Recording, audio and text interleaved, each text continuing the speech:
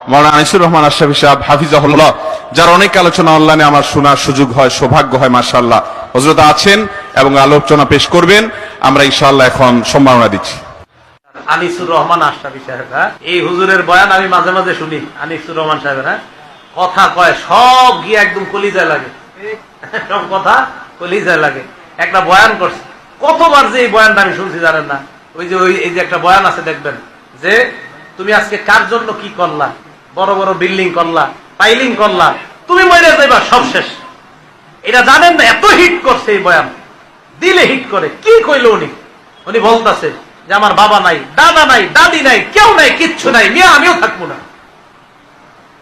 ওনাদের বয়ান আমি মাঝে মাঝে চিন্তা করি, আল্লামা মুস্তাকুর নবী সাহেব, আমাদের মাওলানা আনিসুর রহমান আশরাফী সাহেব আমারে খুব মহব্বত করে, ওনারা খুব মহব্বত করে। হুজুর আনিসুর রহমান আশরাফী সাহেব দেখবেন কোন সুর সার কিচ্ছু নাই, কথা গিয়া সুর লাগে দিলে, একদম হিট করে। কি আজীব এক আমলি মানুষ তো, আমলি মানুষ তো যা কয় তাই ভালো লাগে। আমলি মানুষ দেখবেন যা কইব এটাই ভালো লাগে। আপনারা যদি একটা থাবরও দেয় আমলি মানুষ, জি হুজুর মারেন, আমারে মারেন, তাও ভালো লাগবে। যারা আমলি মানুষদের কাছে বেশি বেশি যাবেন, যারা আমল করে তাদের কাছে খুব বেশি যাবেন। দুনিয়া বড় স্বার্থপর, দুনিয়া কাউরে জায়গা দেয় না, দুনিয়া কাউরে জায়গা দেয়। এত মজবুত পাইলিং করে যে বিল্ডিং বানাইলাম, দুনিয়া তারে থাকতে দেয় না। যাও এটা যা, যা তুই লাথি দিয়া বাড়ি, যা কবরে যা, কবরে যা। দুনিয়া কাউরে থাকতে দেয়। দুনিয়া কত ক্ষমতা ধরকে মাটির নিচে ফেলাই দিছে, দুনিয়া কত সম্পদ আলাকে মাটির নিচে ফেলে দিছে, দুনিয়া কত সুন্দরী নারীকে মাটির নিচে ফেলাই দিছে, মাটির সাথে রেজা রেজা করে ফেলছে। আজ আর চেহারা নাই, আজ আর রূপ নাই, আজ আর যৌবন নাই, আজ আর ক্ষমতা নাই। এমন বাদশা ছিল পৃথিবীতে যার হাতের আঙ্গুলের ইশারায় মানুষের গর্দান উড়াইয়া দিত, যার হাতের ইশারায় উঠত মানুষ, বসত মানুষ। আজ বাদশারা নাই, আজ সম্পদওয়ালারা নাই, আজ মালওয়ালারা নাই। দুনিয়া কাউরে থাকতে দেয় না, কাউরে না দোস্ত, কাউরে দেয় না। দুনিয়া দাদারে আমার থাকতে দেয় নাই। আমার দাদারে আমি দেখছি, আজ আমার দাদা নাই। আমার নানারে আমি দেখছি, আমার নানা নাই। আমার দাদিরে আমি দেখছি, আমার দাদি নাই। আমার নানিরে আমি দেখছি, আমার নানি নাই। আমার বাবারে আমি দেখছি, 14 লক্ষ টাকা বাবার পেনশনের আমি সব ডাক্তারের পিছনে খরচ করে ফেলছি, বাড়ির ফসলের জমি বিক্রি করে ফেলছি। আমার বাপ যেন না মরে বারবার বারবার হসপিটালে নিছি, কিন্তু দুনিয়া আমার বাপকে থাকতে দেয় না। আমার বাপ দুনিয়া কাউরে থাকতে দেয় না, কাউরে না, কাউরে না, কাউরে না, কাউরে না। আমার বাপ দুনিয়া কাউরে থাকতে দেয় না। তুমি থাকবা না, তুমি থাকবা না। দুনিয়ার ধোকায় পড়ো না বাপ, দুনিয়ার ধোকায় পড়ো না।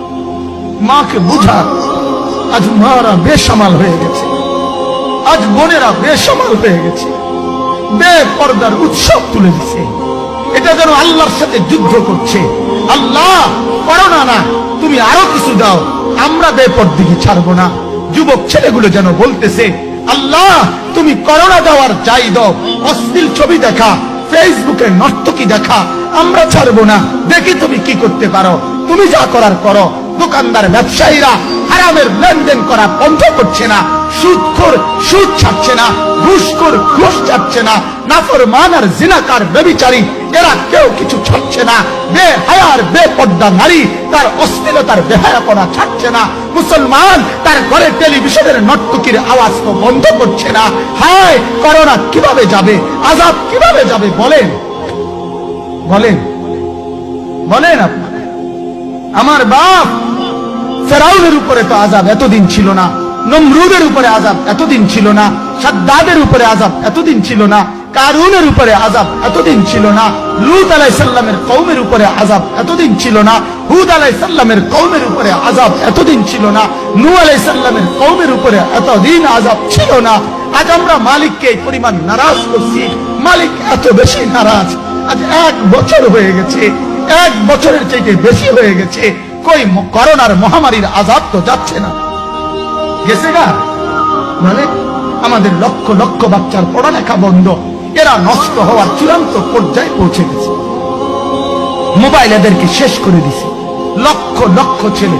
গতকালকে এক মা আমার আত্মীয় ফোন দিয়া বলতেছে, সকাল 10টায় বাচ্চাটা ঘর থেকে মোবাইল লইয়া বাইর হইছে, রাতের 10টায় মা তারে ফোন দিয়া বলছে, বাপ ঘরে আসতি না, ভাত খাইতি না। বাচ্চা তারে বলতেছে, তোমার অসুবিধা কি, তোমার সমস্যা কি? মা কথা বই না কায়দা দিছে যে শোনেন হুজুর হুজুর দোয়া করো।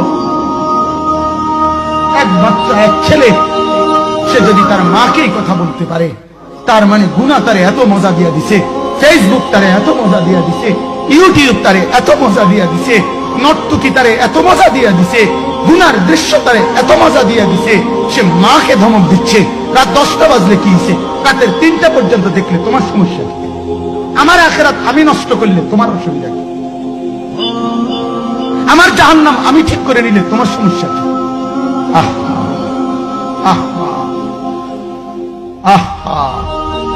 আল্লাহ আমাদেরকে মাফ করুন।